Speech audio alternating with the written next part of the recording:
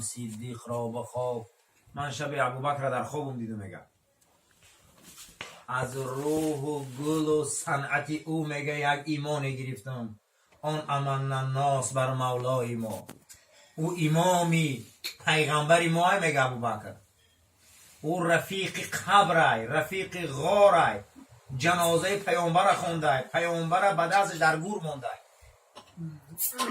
خدا و ثانی اثنین اذ هما فی الغار گفته. او دو نفر در درون غارن به یکدیگرشان جنگ کردن که ما را میوان. خدای دوستان میگه اون دو کسی در درون غارن به یکدیگرشان جنگ دارن که ما را میوان. خدا در این ساعت میگه که اینش به اینش میگه، پیامبر به ابوبکر میگه لا تحزن، ایت دلت تنگ نکه، این الله معنا سیم ما خدا. ایت نترس، خودت چیه؟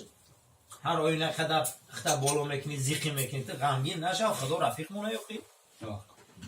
بعد از او پیامبر اکرم برآمدن از او غار و به سوی وادی زلقا رفتن که یک کپه دیدن، در همون کپه یک قطنچه موندگی و یک گوسفند درون شد.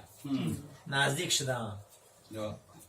بعد از او گفت که ابوبکر که رو اگر اگان آب داشته باشه، گفت آب بیار مونه، اگر اگان خوراک هم باشه بیار مونه که راه دراز من گشنه موندم.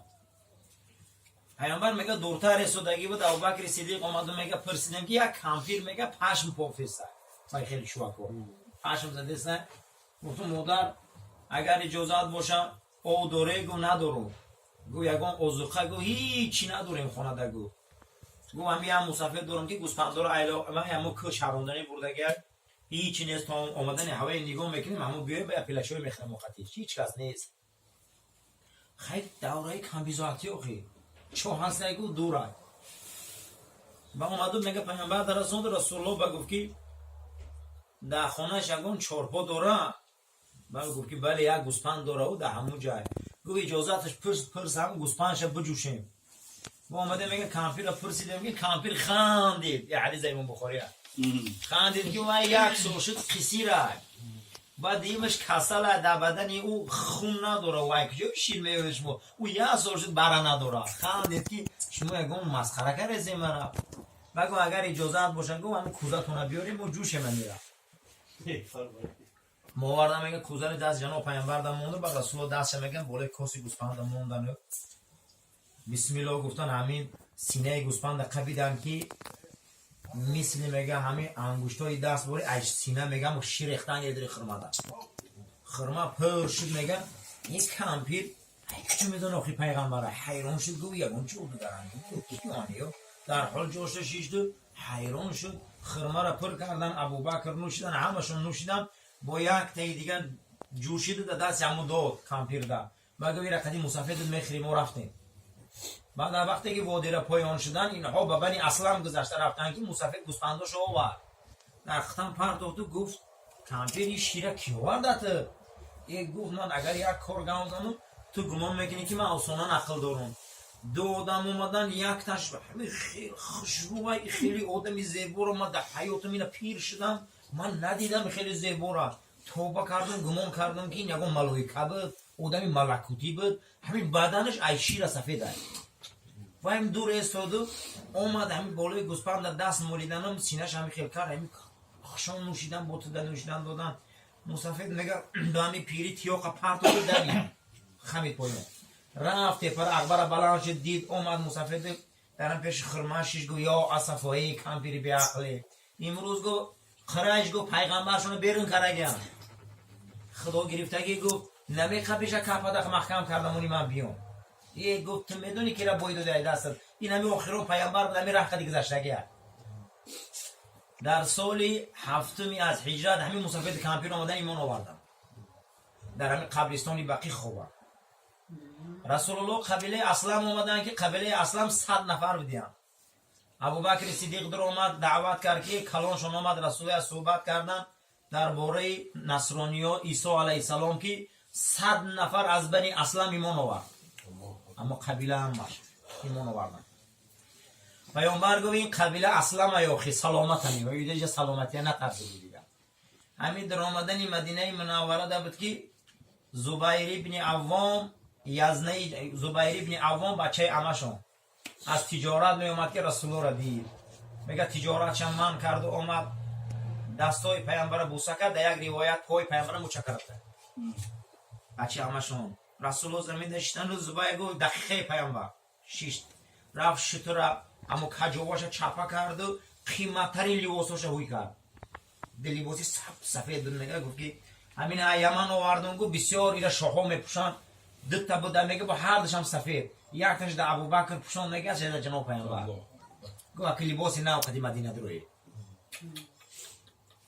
بعد از او حضرت عمر میگه ما تمام سپاهی های مردم مدینه را گرفتیم و پایده سودیم که کی می اومده باشه رسول الله. همه میگه یهود هم اومده پریموده سوده میگه که ما پیامبر را بینیم چه خیلی باشه.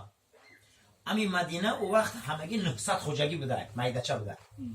همین خیلی خانه های دیولی لوی میگه همه بالای بوم میگه نظر داریم. رسول الله اول میگه وقتی که آمدن کمی ایستادن گفتم ما قدم بزنیم به سوی مسجد قبا میریم. آمدن رسول الله به مسجد قبا میشود. پایه‌گذاری اولین مسجد در مدینه. پیامبر قبا میدرویند با جمع اصحاب در قبا کمتر میشنن. بعد از اون میبرویند به سوی مدینه رسول میبیویند. میگه خیلی دیر شد. میگه مردم مونده شدن ای پاییدن پیامبر. ناگهان یک تپه بود. میگه تپه وداع یعنی که ای همونجا خیر خوش میکنه مهمونا. همه میگه اومد خانه هاش در آمد. انس بن مالک میگه ما صدها کودک در دستمون میگه در نوده های سوزک خرما داشتیم. میده شب دیم میگه زنها میگه همه در درون خانه ها نگاه داشتن. مردها میگه در دستشون دف داشتن دایره های بسیم. همه میگه در دستشون خرما و آوی سلخین داشتن که اگه پیامبر اکرم زیارت بروی. نه حضور یا علما یا علم میبوی که مردم دو میکنه امام الانبیا محبوب خدا دینی که در دنیا آوردن به ارمغان صاحب شریعت. این شوخی نه صوفی.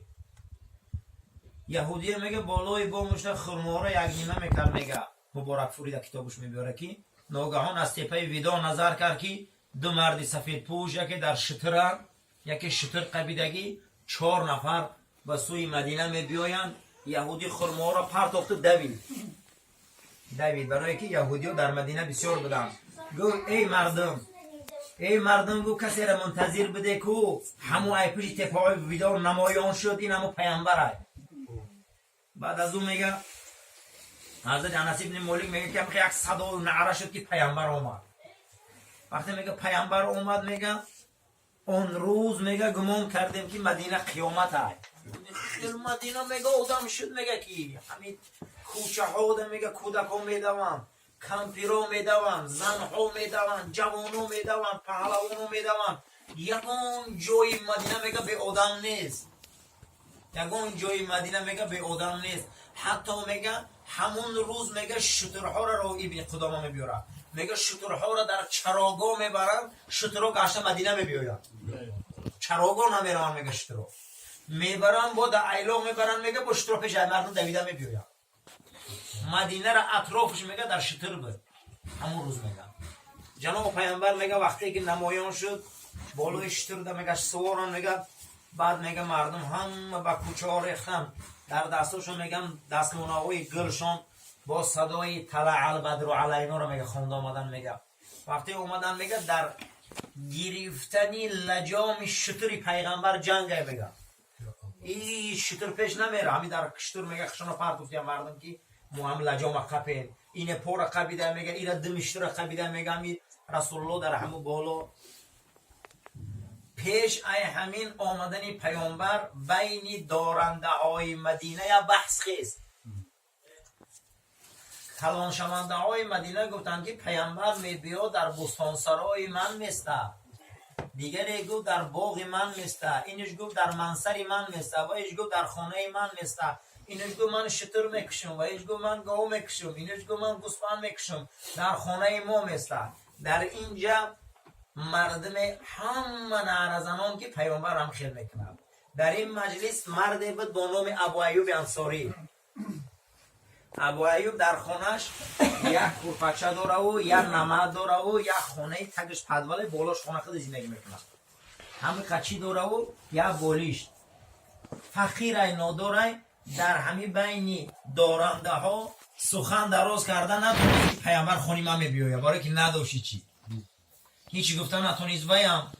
بعد از اون میگه وقتی مردمی نعره را زدن و خیل گفتن به ابو ایوب مجلس بر اومده بیرون رفت میگه مدینه خرمازاره تا یک خرماز شیشت گوی پروردگار رو همین پیغمبر تا ما ندیدیم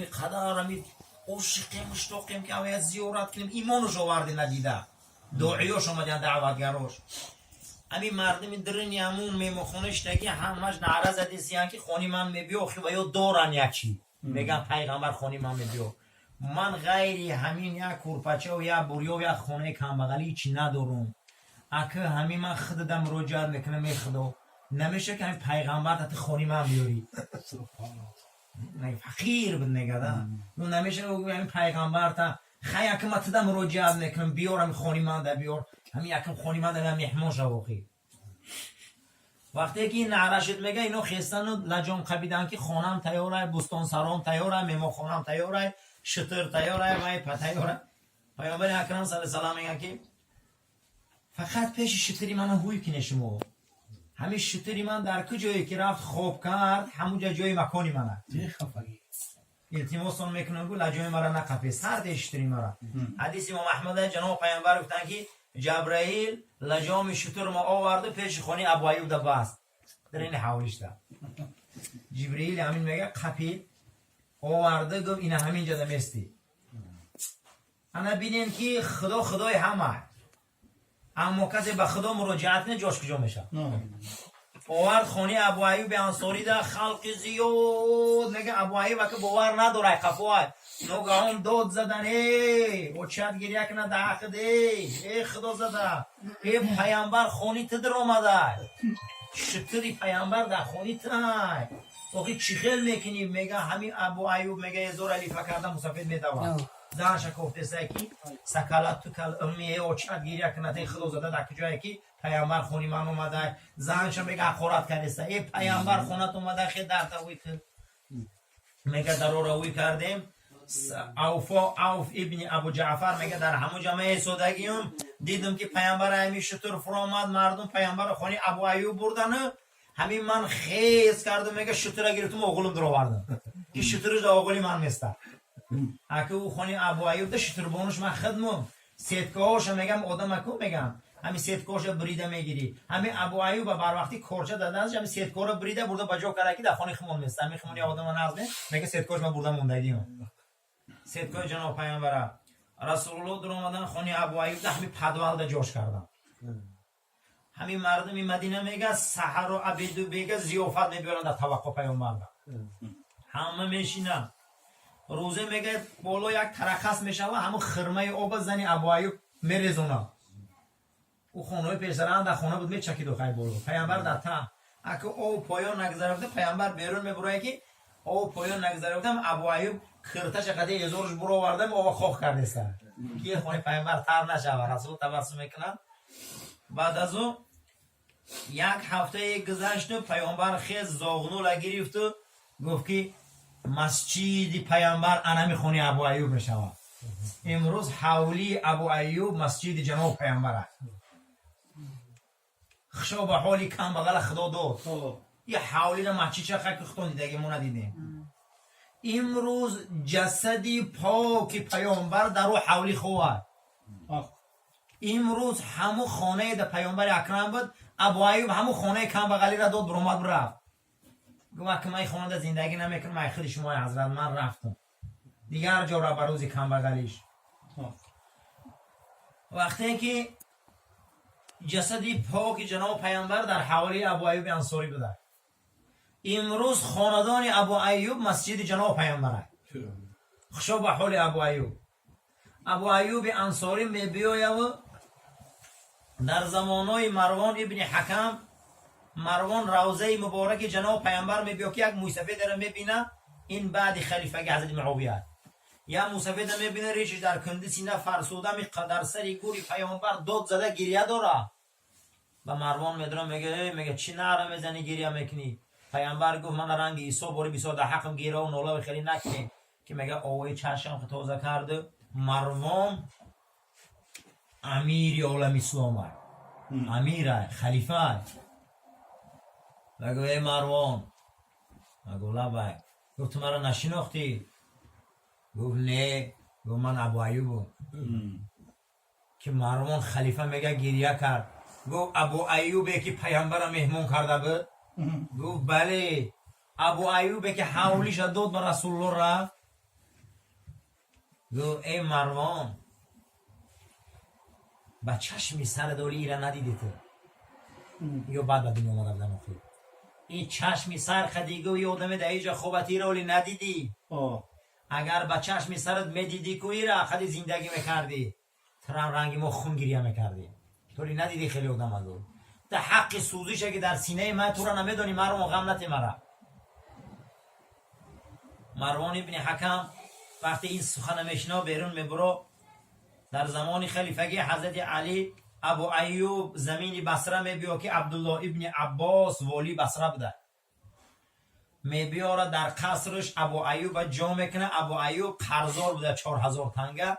پیش عبدالله آمده بوده ابن عباس که پلمته قرض آمده. میگه وقتی میشینه ابو ایوب میگه که این حوالی من همین قصر همش میتیه و کودکاش میبره در دیگر جو اجاره میشرونه. از من چنقه میگذاره میبیه که ابو ایوب میگه که من همین خیلی کار خطی اومدگیم. میگه چنقه قرضداری؟ میگه 4000 تنگه. میگه 40000 تنگه دوچه. گفته چی با؟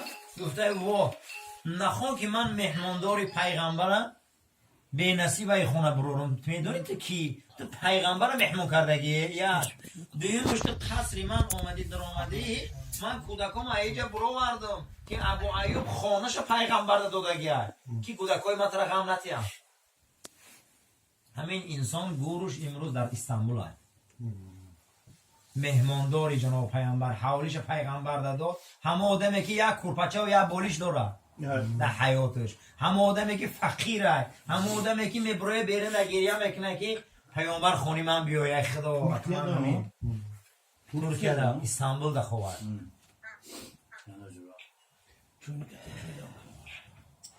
روز وقتی که مردم مدینه منوره آمدن از مهاجرین ابوبکر صدیق کسل شد. حضرت بلال کسل شد. اللهی میگفت همه تولرزه شد. رسول الله آمدن دیدن که همه در حال وزبینه.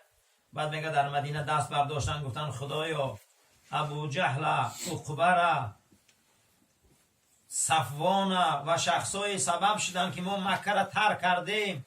پروردگار را لعنتشون کرد که مردم در این حال گرفتاره. ابوبکر صدیق آلایی میگه کسل شدن. و ایشا میگه وقتی که شب دیدم که پیامبر اکرم در عبادت مشغول شدن و دعا کردن برای مدینه. پروردگار را مردم مدینه را هیچ کم بغل نکرد. پروردگار را آفت و بلا را در مدینه نبیار و یگان بیماری را در مدینه نبیار. حضرت ایشا میگه شب خواب دیدم که یک زنی چیرکینی بعد افت میگه از مدینه برآمده رفت. رسول الله گفت اکنون مدینه دیگه وبا نداره. مدینه کسلی رنگ نداره. مدینه بیماری نداره. کسی مدینه را که خرسنده. حضرت سعد ابن عباده آمد دهنی در جناب پیغمبر. این سرداری مردم مدینه بود. گفتن که چیکار میکنی سعد ابن عباده؟ گفت که میدونم میگم که اسلام دولت کرد. اسلام اکنون پول داره مال داره روز کلان شده است. پیامبر میگم مبلغ گذاری کنه کوچه های مدینه را آبیاری کنه. یکون سمته یک جوار بیاریم. وقتی که میگه همین دروازه روی کرد در آمد که پیامبر اکرم تبسم کردن گفتن سعد ابن عباده. گفتن لبای گو حجت دنیا تونه برورم یا حجت آخرتونه. موجزه خطی فهمیدم. بگو یک دقیقه مصلحت میکنم. بیرون برآمدی کلامشون شنگی میگه پیامبر خبردار شده. گفته است که همین دنیا در حجتونه برورم میخوای میبرورم یا آخرت ده. حضرت سعد ابن معاذ آدمی دانا بود ای محل مدینه. ای گفت ای دنیا چیه؟ ای سعد 80 سال شد من زندگی میکنیم با همین شطور خراب کشیم نمردیم همه او بودایده تو زیغ نشو گفت دنیا میگذره اندک بیام آخرت خپیم بعد رو آمدم گفتن ای فرستاده خدا آخرت میخواهیم گفت آخرت میخواهی؟ گفتم بله. مگه دستتون رو بلند کنی؟ همه مگه بلند کردن. گفتم پروردگار اول شفاعت ما برای اهل مدینه نصیب کرد. اکد آخرت ببینی اول شفاعت ما نصیب مردم مدینه کرد. دوم پروردگار شفاعت ما نصیب فرزنداشون کرد، نصیب نبیره هاشون کرد. ای پشت ایا تا روز قیامت کسی میبین نصیبشون کرد. ببینه چه خیلی نصیب آخرتشون برو ورد. بعد میگه بیارم برو مدن با آرام گرفتم. اما امروز مدینه با بزرگترین شهرهای دنیا، بهترین زمین دنیا و آبیاری نکردن. انا خفا که آبیاری مدینه رو بینی، پیش روی مدینه رسول رو بینی. همین روز میبیارن میلیون ها دلار میتین که گیره مسجد پیامبر دا خرج کنی، مردم مدینه اجازت نمیتید دیگه. میگه ما خمول میکنی سر میکنن بایورا. نه بایای پیداش نگفتن که زمین مدینه را خیچ ای نخره میکنی. نه در کن جواب مخمول میکنی. امروز برای مدینه خیر کردن رشته بایای عرب و مسلمان مسابقه میکنن که نمیمونن. شما مردم خدا ناموس و دیگه مدینه را مدینه رسول ساختن. پیامبر اکرم صلی الله علیه و سلم گفتن روز میشوه که مردم چخیلی که فرزندش گم کرده برای مدینه هم خیلی غم میخوره که تماشا کنه. همه جای دنیا رو بکن لیکن سیر مدینه ده هیچ پشته. مدینه شهر علمه. مدینه جای هست که اسلام از اوجا جهان گرفت. این جای شوخی نیست. اگر کسی خواه آرام گرده، کسی خواه وقتش چاق شوه، کسی خواه یک معجزات بینه، مدینه پیامبر میره. مدینه رسول شهر صحابه. 15,000 صحابه در بقی خوابه. 15,000 صحابه. برای همین اساسا حج در مکه تموم میشه، لیکن لذت حج در مدینه. خواب مدینه راحته، هواش راحته، آبش راحته، خرماش راحته، همه چیش راحته. باور کنید حضور خرما میری حضور یا خیل خرما همش راحته. کوچه هاش ای کوچه های مکه فرق داره میگن. مردمش رفتارش پیزارش مدنیت و فرهنگش. پیامبر گفته شهر علم. مدینه حولا خیلی اللهم ربنا تقبل منا انك انت العليم الحكيم. چند کیلومتر